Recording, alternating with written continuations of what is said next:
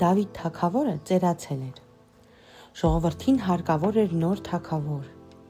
Սողոմոնին օծեցին Իսրայելի նոր թագավոր։ Սողոմոնը անհանգիստ էր։ Կարող էր արդյոք լավ ղեկավարել։ Նա գիտեր, որ ինքը Աստծո օգնության կարիքն է ունենալու։ Աստված երազում երևաց Սողոմոնին և ասաց. «Խնդրիր քեզ համար միայն այն, ինչ ուզում ես»։ Սողոմոնը գիտեր, թե ինչ պիտի ուզեր։ «Տեր, խնդրում եմ, իմաստություն տուր ինձ, որպեսզի լավ թագավոր լինեմ»։ Աստծուն հաճելի եղավ Սողոմոնի այս խնդրանքը։ Նա ասաց.